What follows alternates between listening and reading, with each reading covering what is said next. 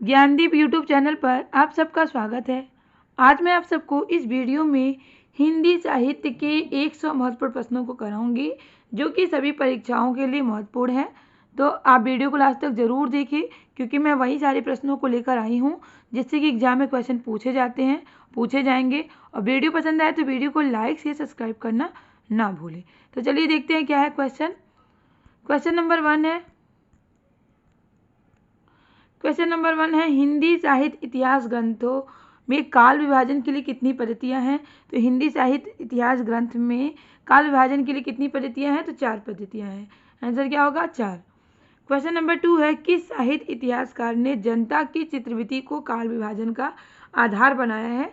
जनता की चित्रवृत्ति को काल विभाजन का आधार किस साहित्यकार ने बनाया है? साहित्य इतिहासकार ने बनाया है। तो आचार्य रामचंद्र शुक्ल ने ही जनता की चित्रवृत्ति को काल विभाजन का आधार बनाया है अपने हिंदी साहित्य के इतिहास में। क्वेश्चन नंबर 3 है, आचार्य रामचंद्र शुक्ल ने अपने साहित्य इतिहास को कितने कालों में विभाजित किया है? तो कितने कालों में विभाजित किया है? इन्होंने 4 कालों में विभाजित किया है हिंदी साहित्य के इतिहास को। और इन्होंने दोहरी नामकरण की पद्धति को अपनाई है। क्वेश्चन पूछा था कि दोहरी नामकरण की पद्धति किसने अपनाई है? तो आचार्य रामचंद्र शुक्ल ने अपनाई है। क्वेश्चन नंबर 4 है, हिंदी साहित्य के आरंभिक काल यानी आदिकाल, जो आरंभिक काल है का सर्वाधिक उपयुक्त नाम क्या है? जिसे आदिकाल कहा जाता है आरंभिक काल को। और यही क्या है? सर्वाधिक उपयुक्त नाम है। बहुत भिन्न भिन्न विद्वानों ने भिन्न भिन्न नाम दिए हैं आरंभिक काल को। तो यहाँ सर्वाधिक उपयुक्त जो नाम है वो क्या है? आदिकाल है। क्वेश्चन नंबर 5 है, आचार्य रामचंद्र शुक्ल ने अपने साहित्य इतिहास ग्रंथ में लगभग कितने वर्षों तक के साहित्य पर प्रकाश डाला है? तो इन्होंने जब अपने साहित्य का इतिहास ग्रंथ है इनका हिंदी साहित्य का इतिहास, तो उसमें कितने वर्षों तक के इतिहास साहित्य पर प्रकाश डाला है? तो 950 वर्षों तक के साहित्य पर प्रकाश डाला है। किसने? आचार्य रामचंद्र शुक्ल ने। क्वेश्चन नंबर 6 है, आदिकाल का विशद विश्लेषण करने का श्रेय किसे जाता है? तो आचार्य हजारी प्रसाद द्विवेदी को आदिकाल का विशद विश्लेषण करने का श्रेय जाता है। क्वेश्चन नंबर 7 है, आदिकाल की समय सीमा क्या है? देखिए हर एक काल होता है आदिकाल, भक्ति काल, रीति काल, आधुनिक काल, 4 काल है। तो हर एक काल की समय सीमा आपको पता होना चाहिए। तो सीमा अवधि क्या है यहाँ पे?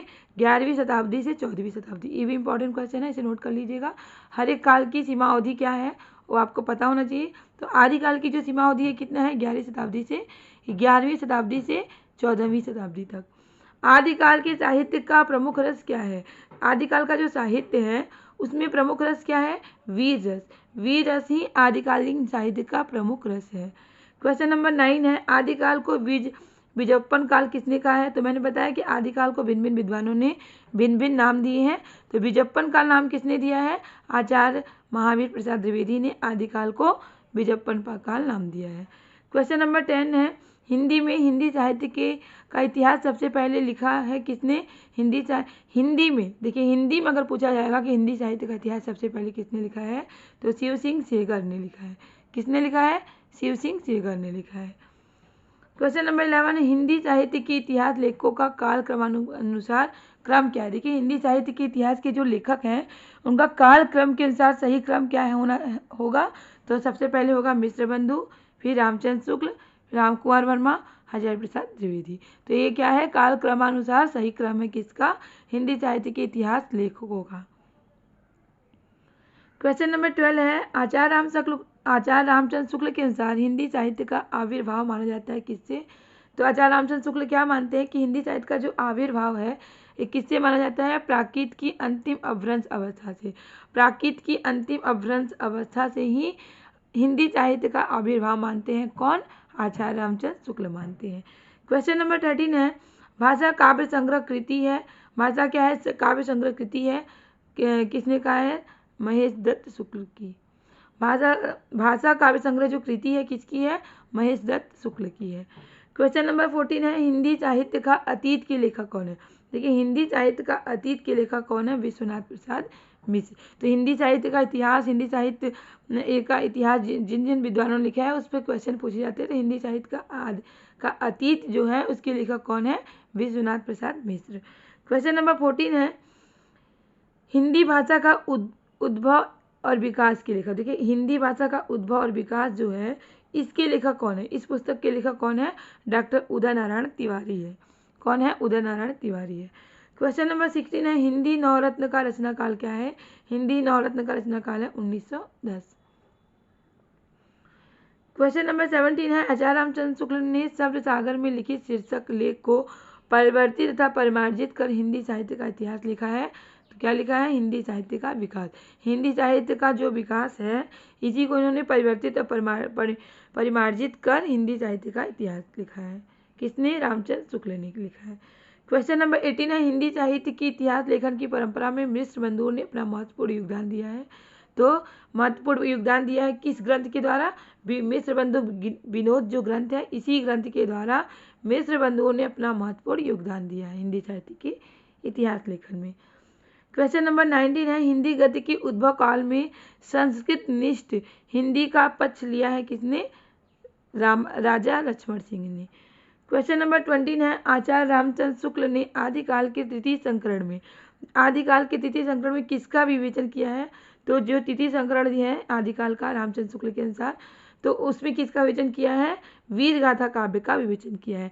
तो रामचंद्र शुक्ल के जो प्रकरण है रामचंद्र शुक्ल के ने आदिकाल का जो प्रकरण दिए हैं जितने प्रकरण उस पर मैंने वीडियो बनाया है, आप वीडियो देख सकते हैं, लिंक मैंने दे दिया है।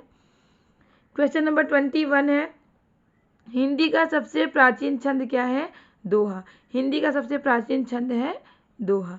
क्वेश्चन नंबर 22 है अपभ्रंश की पुरानी हिंदी मानते हुए हिंदी साहित्य का आरंभ जो है 7वीं से 8वीं शताब्दी किसने माना है? तो चंद्रधर शर्मा गुलेरी ने माना है। क्वेश्चन नंबर 23 है आचार्य शुक्ल ने आदिकालीन कृतियों पर विचार करते हुए कितने ग्रंथों को प्रमाणिक माना है? तो आदिकालीन कृतियों पर इन्होंने जो विचार किया है तो इस विचार के अनुसार इन्होंने कितने ग्रंथों को प्रमाणिक माना है? 12 ग्रंथों को प्रमाणिक माना है। क्वेश्चन नंबर 20 इसी तरह से क्वेश्चन पूछे जाते हैं, सारे क्वेश्चन इंपॉर्टेंट है, आप लोग नोट करते जाइएगा और चैनल को लाइक शेयर सब्सक्राइब करना ना भूलिएगा। वीडियो को लाइक करिएगा और चैनल को सब्सक्राइब करना ना भूलिएगा। क्वेश्चन नंबर 24 है आचार्य रामचंद्र शुक्ल ने आदिकाल के द्वितीय प्रकरण को क्या कहा है? तो द्वितीय प्रकरण को उन्होंने अपभ्रंश काव्य क्या कहा है? क्या कहा है? अपभ्रंश काव्य क्या कहा है? क्वेश्चन नंबर 25 है हिंदी साहित्य के इतिहास में दोहरे नामकरण की प्रवृत्ति किसने अपनाई है? मैंने पहले ऊपर बताया है कि दोहरी नामकरण की पद्धति किसने अपनाई है? आचार्य रामचंद्र शुक्ल ने ही हिंदी साहित्य के इतिहास में दोहरे नामकरण की प्रवृत्ति अपनाई है। क्वेश्चन नंबर 26 है अपभ्रंश के प्रथम महाकवि कौन है? अपभ्रंश के प्रथम महाकवि कौन माने जाते हैं? स्वयंभू माने जाते हैं। पहुमचरी इनकी प्रसिद्ध रचना है। अगर क्वेश्चन पूछा जाएगा पहुमचरी किसकी रचना है तो स्वयंभू की रचना है। क्वेश्चन नंबर 27 है संध्या भाषा का अर्थ क्या है? अंतः साधात्मक अनुभूतियों का संकेत करने वाली प्रतीक भाषा है। संध्या भाषा क्या है? अंत साधात्मक अनुभूतियों का संकेत करने वाली प्रतीक भाषा है। क्वेश्चन नंबर 28 है 84 सिद्धों में प्रथम सिद्ध कौन है? सिद्धों की संख्या कितनी है? सिद्धों की संख्या 84 है और 84 सिद्धों में प्रथम सिद्ध कौन है? तो सरापा जो है प्रथम सिद्ध है और सरापा को ही राहुल सांकृत्यायन ने हिंदी का प्रथम कवि माना है जो कि क्या है? सर्वमान्य मत है। क्वेश्चन नंबर 29 है आचार्य रामचंद्र शुक्ल के अनुसार भक्ति काल का समय क्या है? देखिए अब यहाँ पर भक्ति काल का समय पूछा जा रहा है कि इसके अनुसार रामचंद्र शुक्ल के अनुसार तो भक्ति काल का समय क्या है? 1375 से 1700।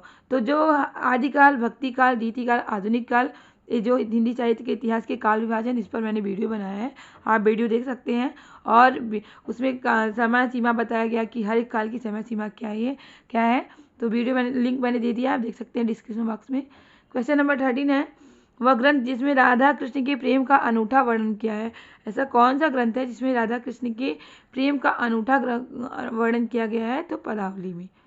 क्वेश्चन नंबर 31 है कुमार पाल प्रतिबोध के रचनाकार कौन? रचना किसकी है? सोमप्रभ सूरी की रचना है। क्वेश्चन नंबर 32 है विद्यापति की पदावली मैथिली हिंदी में रचित होने पर भी प्रभावित है। विद्यापति की जो पदावली है मैथिली हिंदी में रचित होने पर भी प्रभावित है कहाँ? बंगला से। क्वेश्चन नंबर 33 है भला हुआ जो मारिया बहिरी हमारा कंतु लज्जे तू बैसहु जही भैया घरु एंतु। ये पंक्ति जो है इम्पोर्टेंट पंक्ति है और पूछा जाता है पंक्ति किस कवि के द्वारा कही गई है? तो हेमचंद्र के द्वारा कही गई पंक्ति है। तो इसे आप लोग नोट कर लीजिएगा, क्योंकि एग्जाम में पंक्ति भी पूछ ली जाती है कि किसके द्वारा कही गई पंक्ति है। क्वेश्चन नंबर 34 है, दान वाक्यावली की रचना कौन है? तो विद्यापति है। दान वाक्यावली के रचनाकार कौन है? विद्यापति। विद्यापति जो कि आदिकाल के कवि हैं। इन्हें मैथिल कोकिल कहा जाता है, क्योंकि इनकी अधिकांश रचनाएं मैथिली भाषा में है। और कीर्तिलता कीर्तिप्रथा का इनकी 2 प्रसिद्ध रचना है। क्वेश्चन नंबर 35 है, विद्यापति को कृष्ण भक्तों की परंपरा में न समझना चाहिए, यह कथन किसका? विद्यापति को कृष्ण भक्तों की परंपरा में न समझना चाहिए, किसका कथन है? रामचंद्र शुक्ल का कथन है। क्वेश्चन नंबर 36 है, सिद्ध सामंत युग की कविताओं में सृष्टि आकाश नहीं हुई, वे हमारे देश की ठोस धरती की उपज है, यह कथन किसका है? तो राहुल सांकृत्यायन का यह कथन है। क्वेश्चन नंबर 37 है, जिस साहित्य में केवल धार्मिक उपदेश हो उसमें वह साहित्य निश्चित रूप से भिन्न है, जिनमें धर्म भावना प्रेरक शक्ति के रूप में कार्य कर रही हो। धार्मिक साहित्य होने मात्र से कोई रचना साहित्यिक कोटि से अलग नहीं की जा सकती है, यह कथन किसका है? तो ये कथन हजारी प्रसाद द्विवेदी का है। तो आप लोग ये पंक्ति कथन जो है इसे नोट कर लीजिएगा, क्योंकि इस तरह से क्वेश्चन एग्जाम में पूछे जाते हैं। क्वेश्चन नंबर 38 है, इस संबंध में इसके अतिरिक्त और कुछ कहने की जगह नहीं कि यह पूरा ग्रंथ वास्तव में जाली है। पृथ्वीराज रासो जो कि क्या है? हिंदी का प्रथम महाकाव्य माना जाता है, और किसकी रचना है? चंद्रवरदाई की रचना है। तो इसके संदर्भ में यह कथन किसका है? तो रामचंद्र शुक्ल का कथन है। पृथ्वीराज रासो विषय स्थापना है, यह किसने की कही है? तो रामचंद्र शुक्ल ने कही है। क्वेश्चन नंबर 39 है, शालिभद्र सूरीकृत भरतेश्वर बाहुबली रास को हिंदी की प्रथम रचना किसने माना है? तो भरतेश्वर बाहुबली रास जो है इसको हिंदी की प्रथम रचना किसने माना है? तो गणपति चंद्र गुप्त ने माना है। क्वेश्चन नंबर 40 है, अवधूत मत किसे कहते हैं? अवधूत मत किसे कहते हैं? नाथ संप्रदाय को अवधूत मत कहते हैं। क्वेश्चन नंबर 41 है, जोई जोई पिंडे सोई ब्रह्मांडे सिद्धांत किसका है? ये जो सिद्धांत है किसके द्वारा दिया गया सिद्धांत है? तो गोरखनाथ के द्वारा दिया सिद्धांत है, जो कि गोरख संप्रदाय से संबंधित है। जो ये पिंडे सोई ब्रह्मांडे किसका सिद्धांत है? गोरखनाथ का है। अब देखिए गोरखनाथ के गुरु कौन है? इंपॉर्टेंट क्वेश्चन है, कई बार एग्जाम में पूछा जा चुका है। गोरखनाथ के गुरु का नाम है मत्स्येंद्र नाथ। क्वेश्चन नंबर 43 है, गोरखनाथ को पृथ्वीराज के समय का बताने वाले विद्वान कौन है? रामचंद्र शुक्ल है। गोरखनाथ को पृथ्वीराज के समय का बताने वाले विद्वान कौन है? ऐसा कौन मानते हैं कि गोरखनाथ जो है पृथ्वीराज के समय के हैं? तो ऐसा रामचंद्र शुक्ल मानते हैं। क्वेश्चन नंबर 44 है, बारकरी संप्रदाय का संबंध किससे है? तो सिद्ध साहित्य से है। क्वेश्चन नंबर 45 है, 84 सिद्धों में सर्वोच्च स्थान किसका माना जाता है? 84 सिद्धों की संख्या कितनी है? 84 है। तो सबसे ऊंचा स्थान किसका है? सरापा का है। क्वेश्चन नंबर 46 है, सिद्ध कवियों की भाषा को संध्या नाम किसने दिया है? सिद्ध कवियों की भाषा क्या है? संध्या भाषा है। और उसको संध्या नाम किसने दिया है? अद्वैय, ब्रज और मुनिदत्त ने दिया है। क्वेश्चन नंबर 47 है, प्रथम जैन कवि कौन है? तो देवसेन जो है प्रथम जैन कवि माने जाते हैं। क्वेश्चन नंबर 48 है, इस ग्रंथ में श्रृंगार की प्रधानता है, वीर रस का किंचित आभास मात्र है। राजा रामचंद्र शुक्ल की यह मात्रा किस ग्रंथ के संदर्भ में कही गई है? यह मान्यता किस ग्रंथ के संदर्भ में कही गई है? विशाल देव रासो के संदर्भ में कही गई। क्वेश्चन नंबर 49 है, वे सांप्रदायिक शिक्षा मात्र हैं अतः शुद्ध साहित्य की कोटि में नहीं आ सकती। सिद्धों नाथों योगियों की रचनाओं के विषय में यह मत किसका है? तो रामचंद्र शुक्ल का यह मत है कि वे सांप्रदायिक शिक्षा मात्र है अतः शुद्ध साहित्य की कोटि में नहीं आ सकती है। ऐसा किसके संदर्भ में कहा गया है? सिद्धों नाथों और योगियों की रचनाओं के विषय में कहा गया है। और किसने कहा है? रामचंद्र शुक्ल ने कहा है। क्वेश्चन नंबर 15 है, राहुल बेली के विषय में सही कथन क्या है? तो देखिए सही के विषय में सही तथ्य क्या है? तो इसकी रचयिता रोड़ा नामक कवि ने। राहुल बेली के रचनाकार कौन है? रोड़ा कवि है। और इसके रचयिता कौन है? रोड़ा कवि माने जाते हैं। यह मूलतः एक शिलांकित रचना है। राहुल बेली क्वेश्चन पूछा जाता है कौन सी रचना शिलांकित रचना है? तो राहुल बेली रचना जो है शिलांकित रचना है। यह गद्य पत्र मिश्रित चंपू काव्य है। क्वेश्चन इस तरह से पूछे जाते हैं, राहुल बेली के रचनाकार कौन है? रोड़ा कवि है। और शिलांकित रचना कौन सी मानी जाती है? राहुल बेली मानी जाती है। और गद्य पद्य मिश्रित चंपू काव्य क्या है? राहुल बेली है। तो ये क्या है? इसके विषय में सही तथ्य है। किसके विषय में? राहुल बेली रचना के विषय में। क्वेश्चन नंबर 51 है, डॉक्टर दशरथ शर्मा आदि कुछ विद्वान पृथ्वीराज रासों के संस्करण को मूल रासों मानते हैं। तो पृथ्वीराज रासों के सबसे छोटा संस्करण को मूल रासों मानते हैं। क्वेश्चन नंबर 52 है, बिसल देव रासों के संपादक कर्ता कौन है? बिसल देव रासों के संपादक कर्ता हैं माता प्रसाद गुप्त एवं अगरचंद नाहटा। क्वेश्चन नंबर 53 है, आचार्य शुक्ल के अनुसार वह रचना जिसके आधार पर विद्यापति मैथिल कोकिल कहलाते हैं। मैंने पहले ही बताया कि विद्यापति को विद्यापति क्या कहलाते हैं? मैथिल कोकिल कहलाते हैं, क्योंकि इनके अधिकांश रचनाएं मैथिली भाषा में है। और रामचंद्र शुक्ल के अनुसार इनकी किस रचना के आधार पर मैथिल कोकिल माने जाते हैं? तो इनकी जो पदावली रचना है, इसी रचना के आधार पर विद्यापति क्या कहलाते हैं? मैथिल कोकिल कहलाते हैं। ऐसा कौन मानते हैं? रामचंद्र शुक्ल मानते हैं। क्वेश्चन नंबर 54 है, अपभ्रंश के कवियों का विस्मरण हमारे लिए हानि की वस्तु है। यह कवि हिंदी काव्यधारा के प्रथम सृष्टा थे। यह कथन किसका है? राहुल सांकृत्यायन का ये कथन है।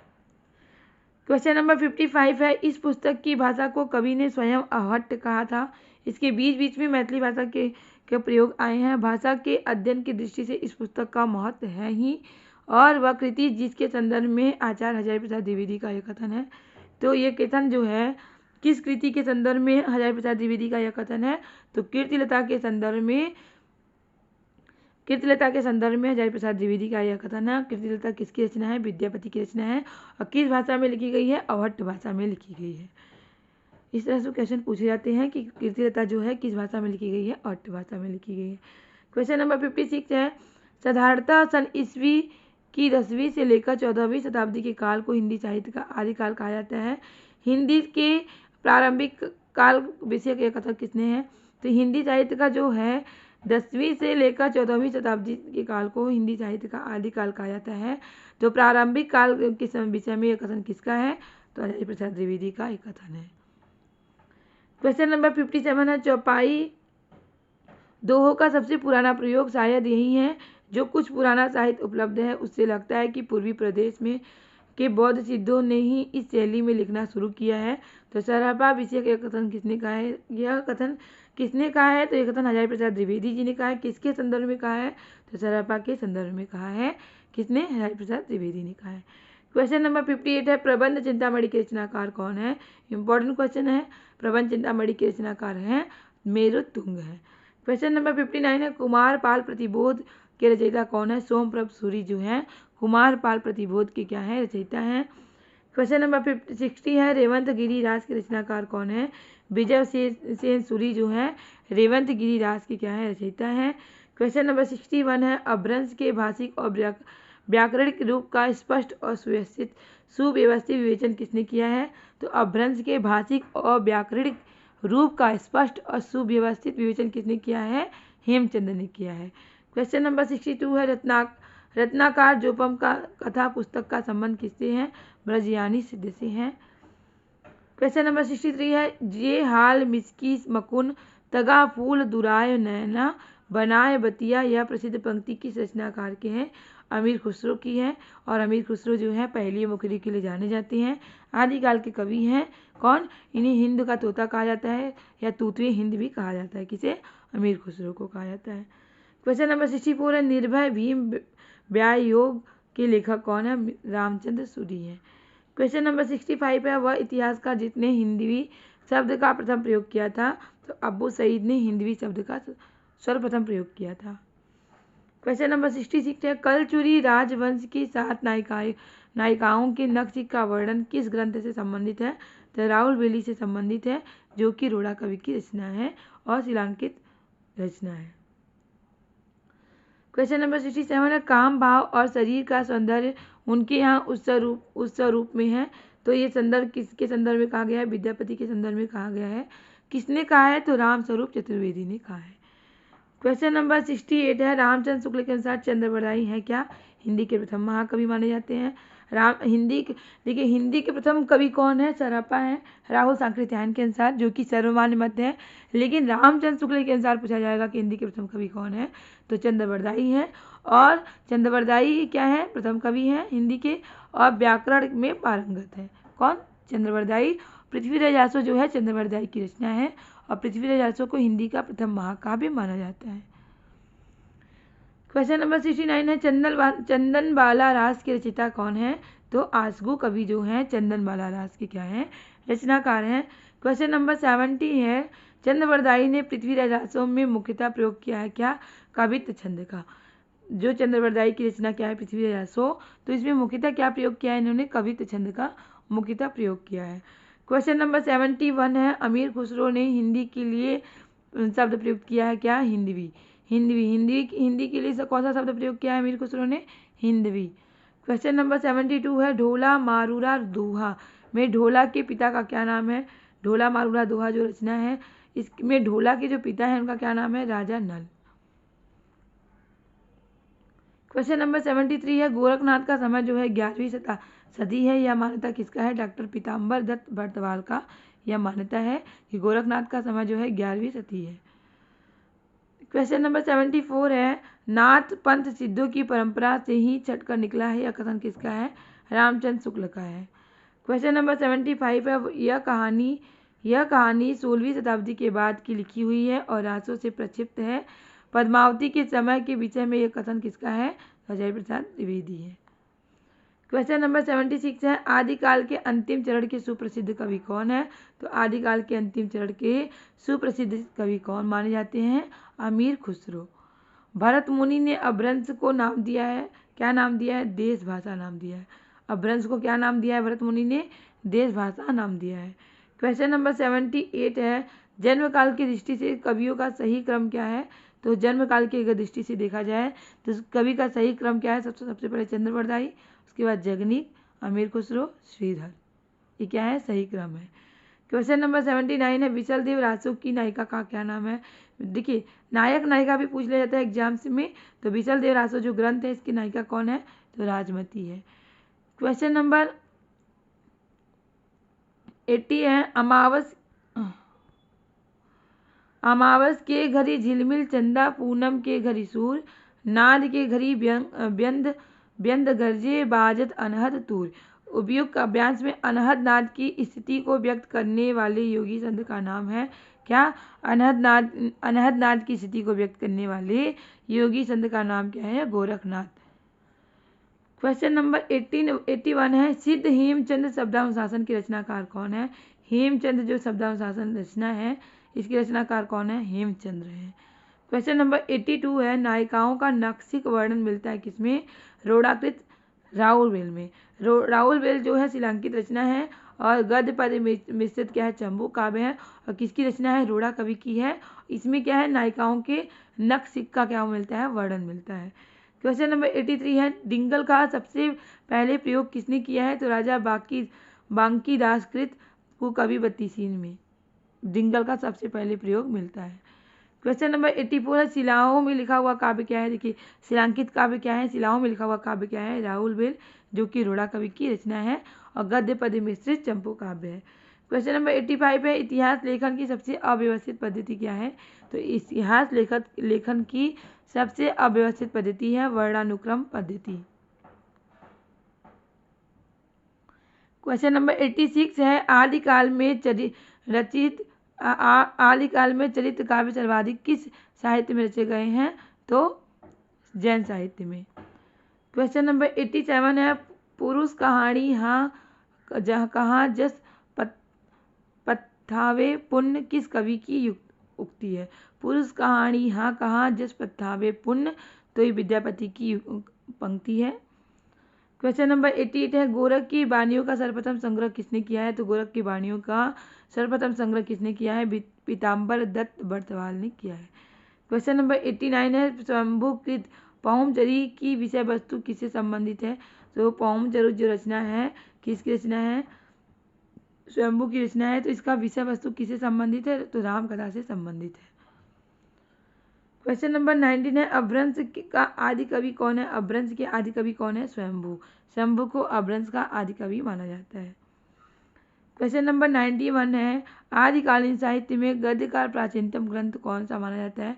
तो कुबलय माला कहा को आदिकालीन साहित्य में गद्य का प्राचीनतम ग्रंथ माना जाता है, कहा जाता है। क्वेश्चन नंबर 92 है संदेश रासक के रचनाकार कौन है? तो संदेश रासक के रचनाकार हैं अब्दुल रहमान। आदिकाल की रचना और रचनाकार जो है उस पर मैंने वीडियो बनाए हैं, तो आप देख सकते हैं। आदिकाल पर मैंने विस्तार से चर्चा किया है, तो वीडियो मैंने लिंक मैंने दे दिया है, आप देख सकते हैं।